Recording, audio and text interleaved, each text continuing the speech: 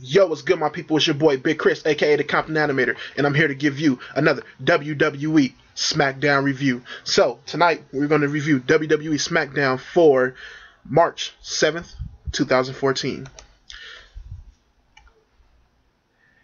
They kick the show off with Batista, who comes down to the ring and starts cutting a promo.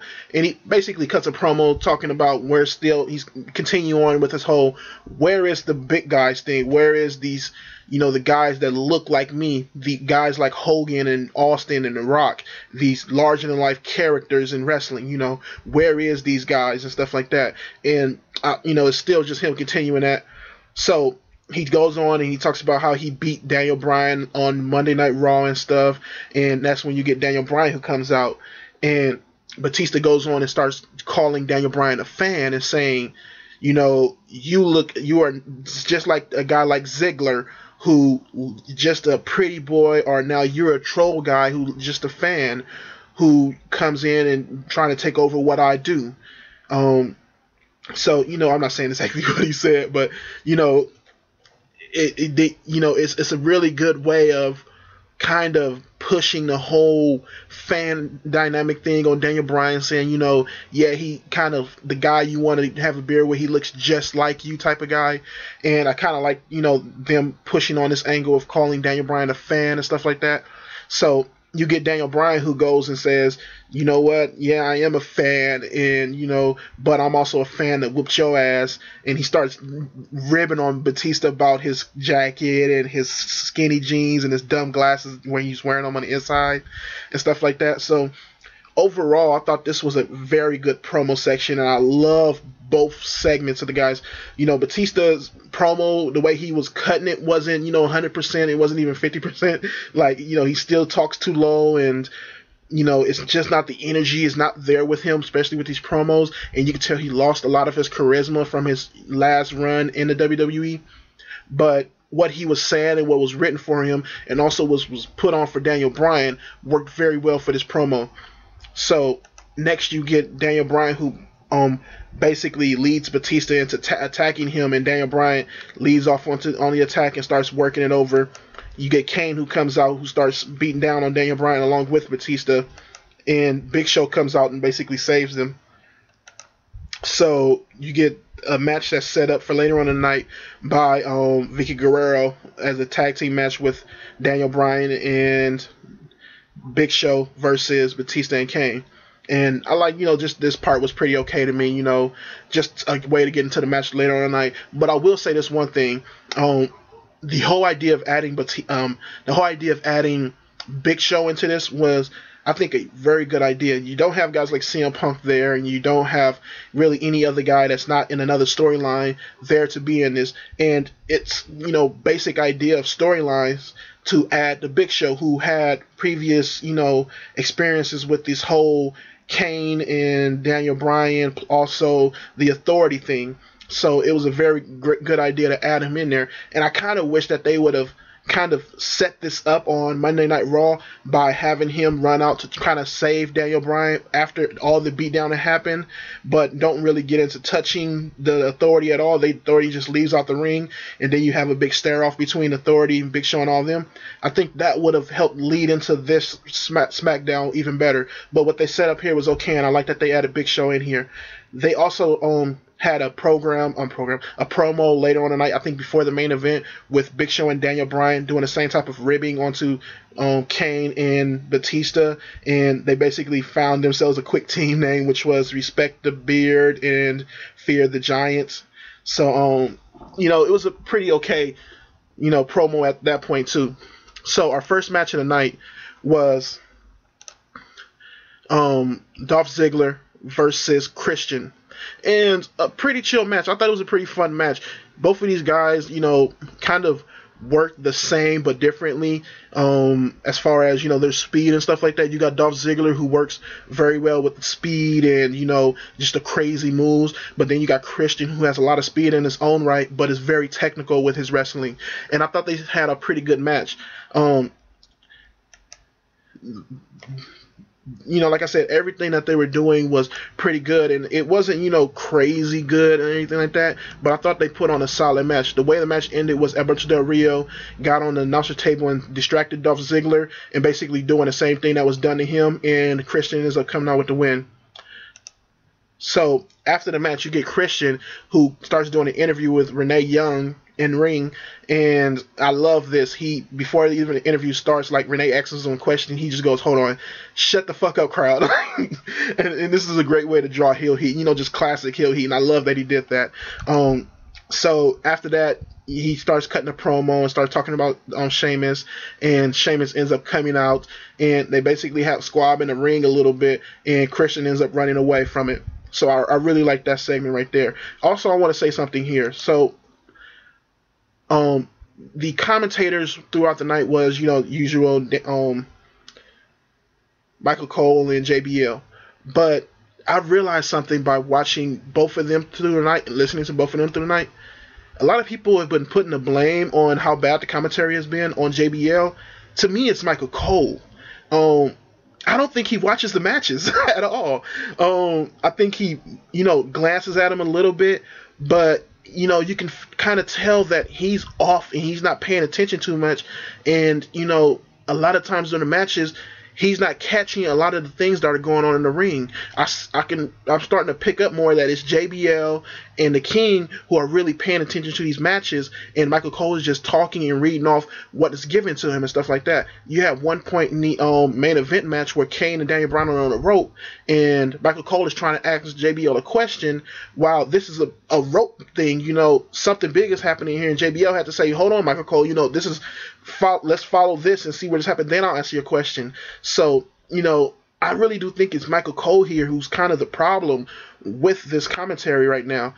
And, he's good at, reciting and, just throwing off all this information about, apps and networks and stuff like that. But as far as to go with calling the matches and stuff like that, I don't think he works at all for this. Somebody who I think will be a good replacement for him is, somebody like William Regal, or two of the new guys who they brought up, Brian Saxon or Todd Phillips. I think those guys have been really good as far as the calling the matches aspect goes. And, either you can get somebody who can really do that well, like, Lawler, not Lawler, but JR did, or you just got to find somebody who can really get that mesh and that meld in between those, and I don't think Michael Cole is really doing that right now.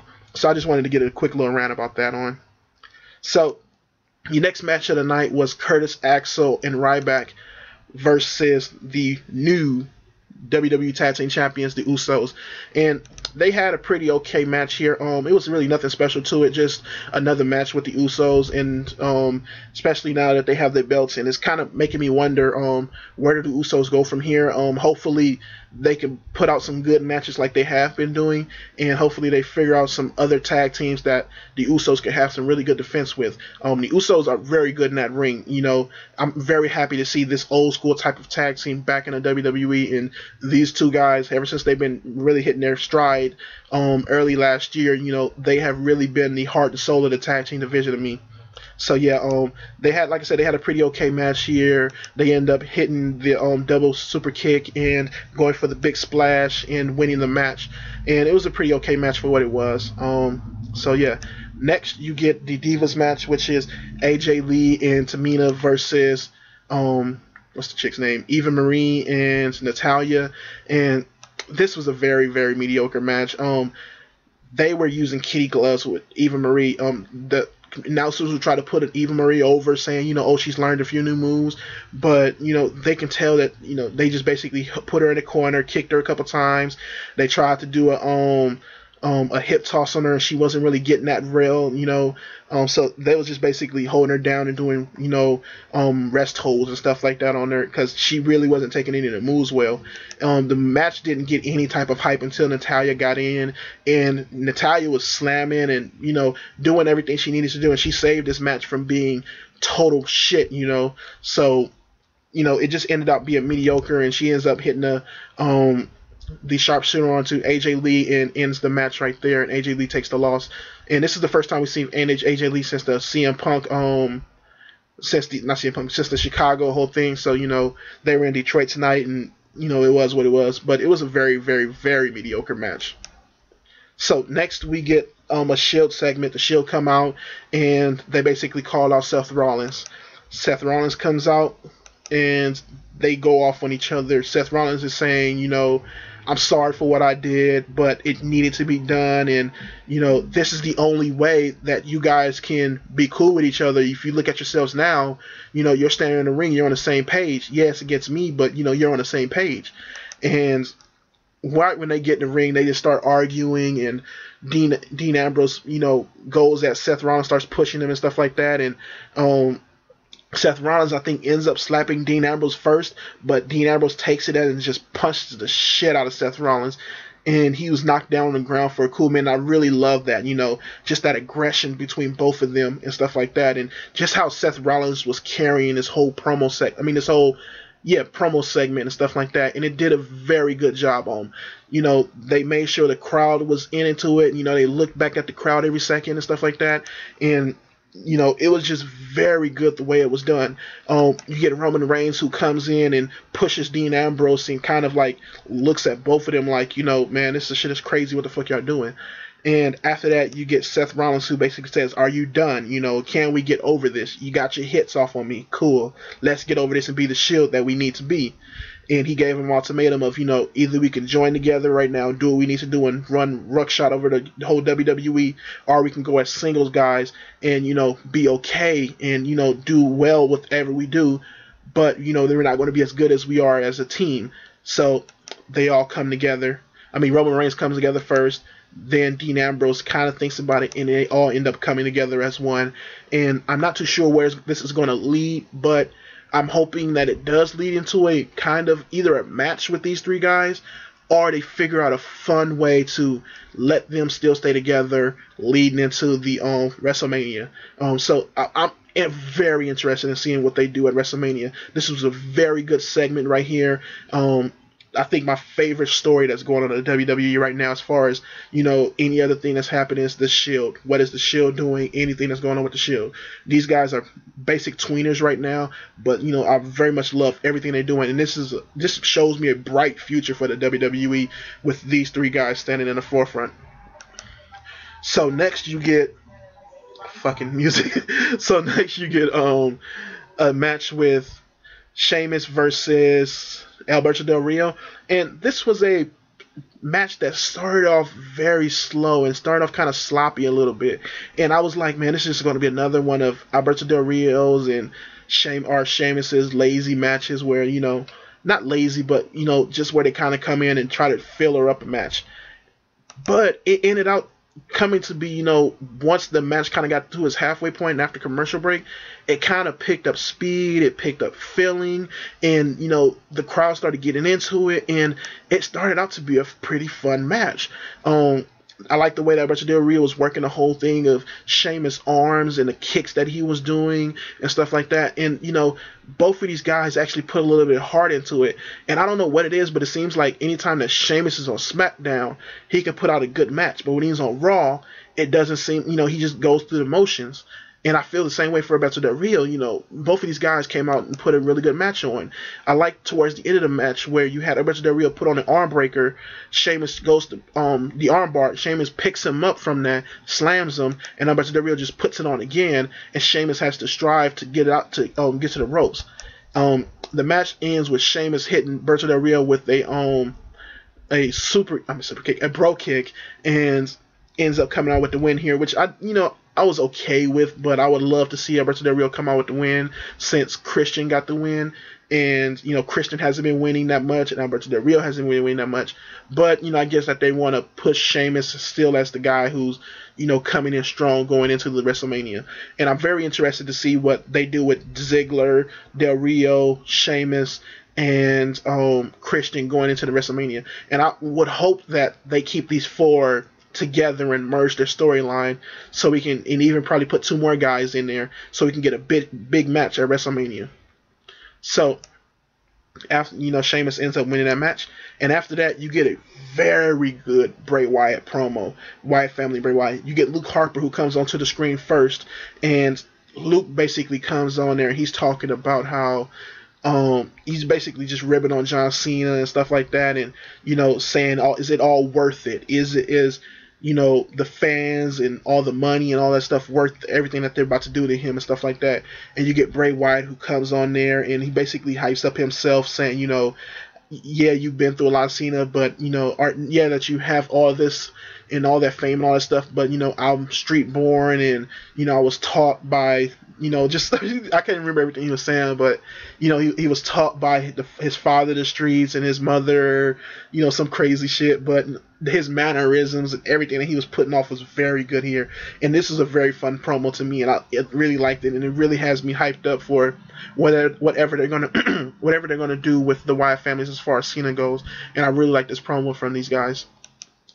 So next you get your main event match, which was Batista and Kane versus Daniel Bryan and the Big Show. I thought this was a pretty chill match.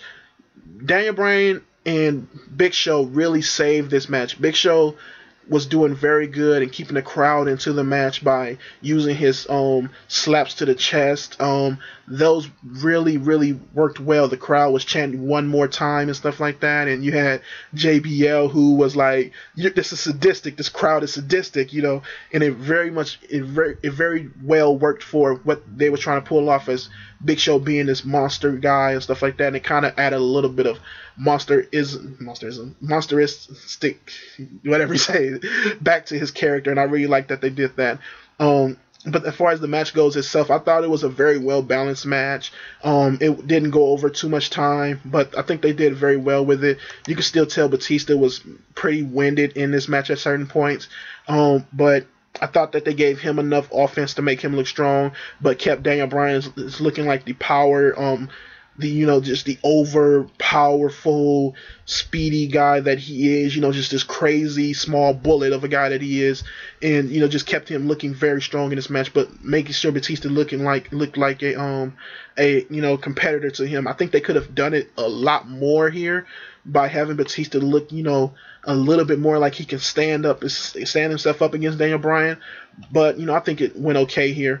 The end of the match came when Big Show led Batista out to the outside and was starting to beat down on Batista, threw him against the ring post. Kane was in the ring beating up on Daniel Bryan. Daniel Bryan kind of led Kane's head over to the ropes, and Big Show gave his knockout punch to Kane and knocked him out. Daniel Bryan went for the pin. That happened to the point, but Daniel Bryan ended up going for the pin and ended up picking up the win. So, and they end up they had Daniel Bryan stand on Batista's back and start chatting with the crowd. As far as this show goes, besides a couple of points like the Divas match and the Raw Rebounds segment that they showed, where they showed the Santino and Emma versus Fandango and Summer Rae match, which was horrible. It was like just a very horrible match to sit through again, and I was like, oh my god, this is really bad. And I wanted to watch it again and see if it was that bad, and yeah, it was that bad. But as far as this night goes and everything that they showed, I would give it a B+. I thought this was a very good SmackDown, and I liked a lot of things that they showed here. The Shield stuff was very good, very well done here. The stuff between what's the boy's name? Batista, Rio, Sheamus, Christian, and Ziggler was very nice here, and I like that they had some pretty chill matches. Plus, they added some story aspects to it, and the whole main event thing with Big Show and Bryan versus Batista and Kane in their in-ring segments, I thought was very nicely done. And all the other matches are okay. Just the Divas match was just very bad. I mean, just very mediocre to me. And Eva, they need to get rid of that chick. Just get the fuck get that hoe the fuck out of here. But yeah, I give the show a B+. I thought it went over pretty well. Like, comment, subscribe. Hit me up on the comment section down there. I got my links to hit me up. If you want to hit me up on Facebook, just send me a comment through Twitter or anything else, and I'll add you on Facebook. Or you can just find my name and Christopher Wallace, and I'll add you there too. But I don't really want to put my link down there. But thank you for watching, and peace.